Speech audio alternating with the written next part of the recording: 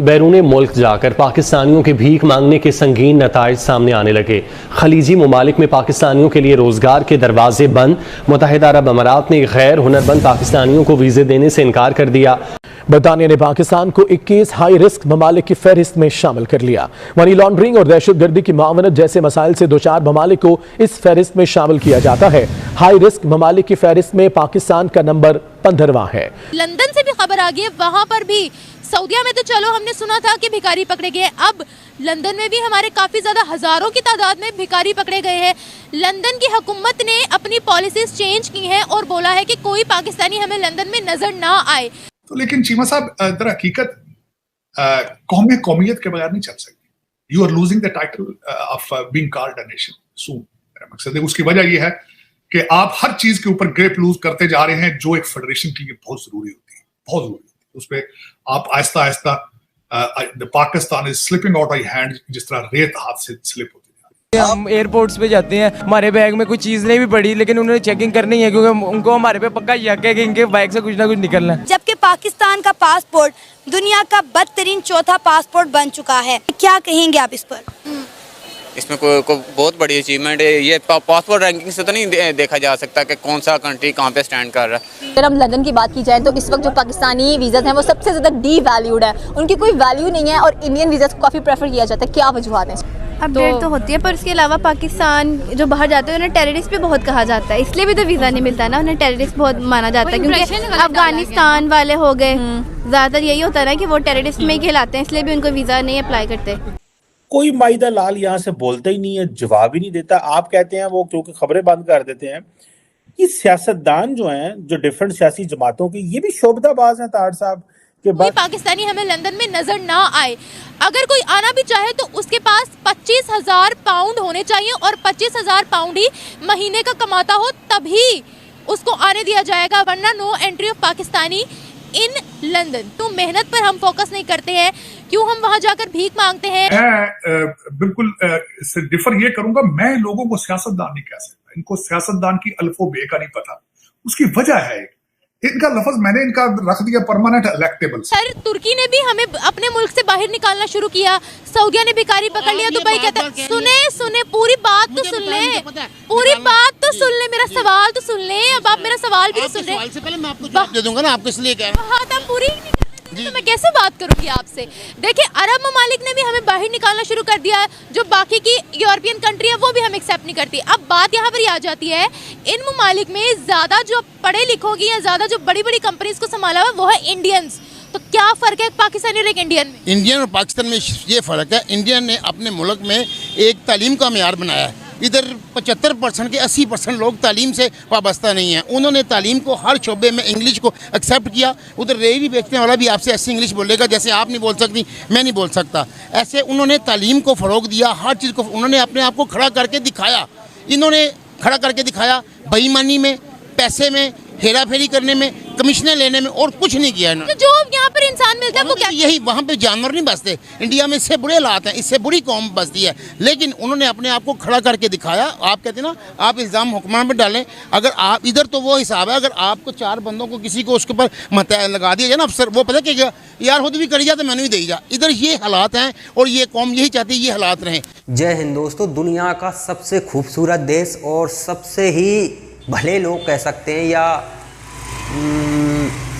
पुण्य आत्माएं पाकिस्तानी, दुनिया का सबसे पावरफुल मुल्क भी कह सकते हैं। ये लोग ही कहते थे हमारी सेना दुनिया की सबसे पावरफुल सेना है, वही सेना तुम्हें लूट रही है ये तुम्हें पता नहीं है। सेना बिजनेस करती है, पहली सेना है पाकिस्तान की जो बिजनेस करती है। सेना में भी हैं जवान और बिजनेस भी करते हैं। बिजनेस करने का तरीका भी आपको पता नहीं होगा। यहाँ बिजनेस करना है, ये ज़मीन किसकी है, चल काट ले ज़मीन आज से हमारी है। सेना देश के लोगों की सेवा करती है उन्हीं की ज़मीन लूट के वहाँ पे बिजनेस नहीं खोलती।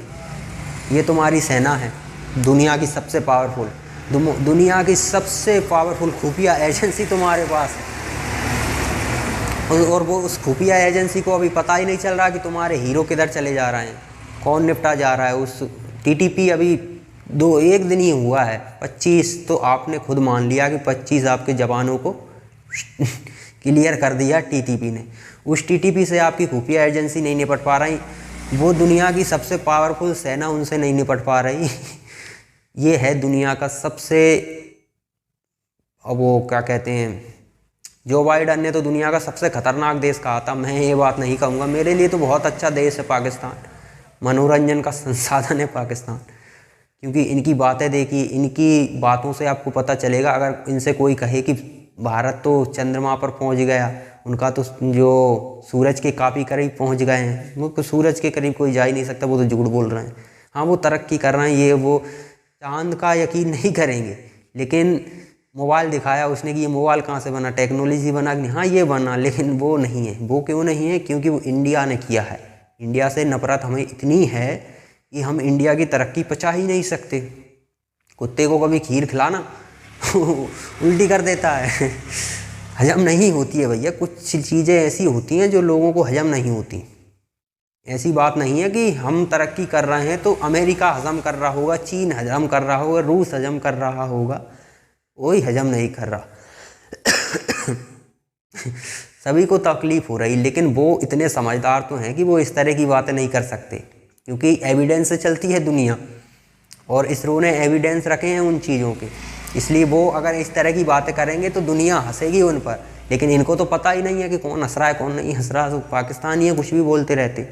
अब वो कह रहा ना कि जानवर रहते हैं इंडिया में, तो जानवर का मतलब होता है जो दूसरों पर निर्भर हो, दूसरों से ही लेकर खाता हो। तो इंडिया खाता है या पाकिस्तान, ये डिसाइड आप ही कर लेना। अब क्या हो रहा है कि इन लोगों को अब ऑस्ट्रेलिया हो, इंग्लैंड हो, ये भी निकालने लगे। सऊदी अरब निकाल रहा है, यूएई निकाल रहा है, टर्की ने निकाल ही दिए। सबसे खास मित्र है टर्की। ये तो पहले पैसा दिया करते थे सऊदी अरब और यूएई, ये भारत के कारण इन्होंने पैसा देना बंद कर दिया। भारत ने कहा कि हमसे बिजनेस करना है तो इन्हें पैसा मत देना। आप इन्हें पैसा देते हो, ये आतंकी हमारे अंदर भेजते हैं, इससे हमें नुकसान है, इसलिए हम फिर आपसे बिजनेस नहीं करेंगे। तो उन्होंने पैसा देना बंद कर दिया। टर्की जो तो अभी कश्मीर पे इनके साथ आ जाता है, वही टर्की ने इन्हें निकाल दिया। क्यों निकाल दिया? सबसे ज़्यादा रेप करने वाले पाकिस्तानी पकड़े गए वहाँ पर, तुर्की में। इन्हीं का बिरादर मुल्क है, वो भगा दिया, निकलो सालों। ये पाकिस्तानियों की स्थिति। अब पाकिस्तानियों की गलती नहीं है, जो सीख रहे हैं वही पूरा। अच्छा, ये लोग इनसे जब भी कहो ना, जो बात करते हैं पाकिस्तानी, सारा का सारा इल्ज़ाम हुक्मरानों पर डाल देते हैं। हुक्मरानों को कौन चुनता है? आप ही लोग चुनते हैं ना। सेना कहाँ से आई है? आप ही के लोग होंगे सेना में। पूरे स्वाभाविक है, सेना में मान लीजिए 1 लाख लोग हैं, तो 1 लाख किसी परिवार से तो होंगे, उस परिवार में 10 लाख तो 10 लोग होंगे, वहाँ तो 10 लोग बड़े आसानी से होंगे एक परिवार में जुड़े हुए। तो वो कौन है? वो सेना के लोग। सेना ही कंट्रोल कर रही ना पाकिस्तान को, तो वो भी आप ही हो ना। उन्हें भी वही सिखाया गया है जो तुम्हें सिखाया गया है बचपन से बुढ़ापे तक। जब तक तुम निकल नहीं लेते इस दुनिया से, तब तक एक ही चीज़ लगी हुई है। 70 नहीं, अब तो 76 होगा। 76 सालों से गजवा हिंद, जिहाद, जज्बा, यही सब तो चल रहा है, इसीलिए भीख मांग रहे हो।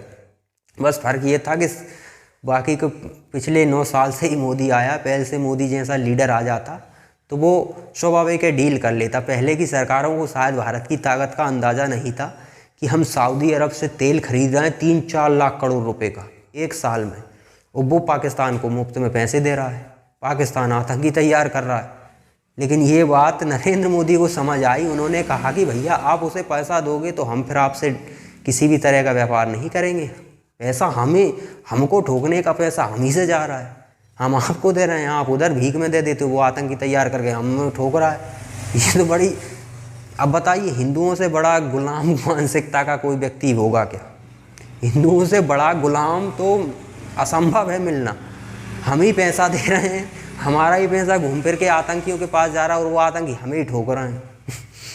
हमारे पैसे से मतलब यार, मैं किसी को पैसा दे रहा हूँ, ले पैसा ले, और वो एक जूता निकाल के मेरे मुंह पे मार रहा है। ये कितना मानसिकता खराब होगी लोगों की। जो हम करते आए हैं, अभी से नहीं, ये कभी समय से हो रहा है। लेकिन नरेंद्र मोदी ने आके समझा कि भैया हम पैसा दे रहे हैं और हम ही को तुम जूता मार रहे हो, ये तो नहीं चलेगा।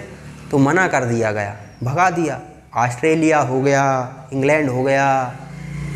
इन लोगों ने क्या किया कि अब निकालना शुरू कर दिया। इनसे बोला कि भैया यहाँ पर बिजनेस करते हो या अच्छी नौकरी करते हो तो रोको, वरना यहाँ मत आना, बैन, भगाओ।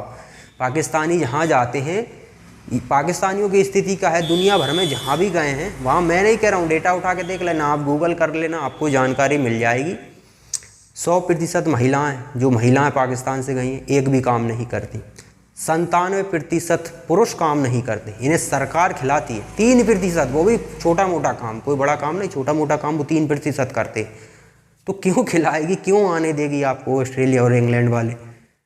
और फिलिस्तीन में कुछ होगा तो तुम ऑस्ट्रेलिया जलाओगे, फिर वहाँ नहीं जाओगे, गाजा पट्टी में नहीं जाओगे, जलाओगे कहाँ? क्योंकि तुम्हें पता है कि क्या होगा, ज़्यादा से ज़्यादा जेल में डालेंगे, 2-4 महीने में छूट जाएंगे। ये कोई पुतिन तो है नहीं जो कि यहूदियों के नाम सुनकर वहाँ पे एयरपोर्ट पर आ गए थे। अब उनके साथ क्या हो रहा है ये पुतिन से पूछो जाके। तानाशाही तो है नहीं यहाँ, ऑस्ट्रेलिया जैसे देशों में वहाँ पर तो कानून के हिसाब से काम चलता है, लेकिन पुतिन जैसे फिर तुम्हें तबीयत से सुधारते हैं कि दोबारा सपने में भी ऐसी गलती ना करो। अगर तुम्हें पीड़ा है तो गाजा पट्टी में जाओ, और जो क्योंकि अभी तो बहुत ज़रूरत है, अभी तो वो चड्डियों में बैठे हैं, सरेंडर कर रहे हैं सभी लोग। जिसकी लाठी उसकी भैंस। स्वाभाविक है, 7 तारीख को आप घुसे थे, आपके पास लाठी थी, 79 लोगों को गोलियां बरसाई, क्या क्या बर्बरता नहीं की तुमने। लेकिन अब लाठी इजराइल के हाथ में है और दुनिया देख रही है सिर्फ, किसी की हिम्मत नहीं। अब तो वो टनलों में पानी भरना शुरू कर दिया, पानी जैसे ही जा रहा है बाहर निकलना पड़ रहा है, क्योंकि वहाँ तड़प तड़प के मरेंगे, इसलिए बाहर निकलो। बाहर निकल रहे हैं तो इजराइल की सेना ठोक रही है, मतलब मरना निश्चित है। इस समय पाकिस्तानियों को खासकर जाना चाहिए, ये उनकी जिम्मेदारी है कि गाजा पट्टी में जाएं, उन्हें ज़रूरत है आपके भाइयों को, आपकी। वैसे भी पाकिस्तान में ज़्यादा पब्लिक है तो थोड़ी महंगाई भी कंट्रोल हो जाएगी। जाइए, भारत से तो आपको वैसे नफ़रत है ही है, यहूदियों से भी कुछ ज़्यादा ही नफ़रत है, तो जाइए वहाँ पर नफ़रत दिखाइए अपनी।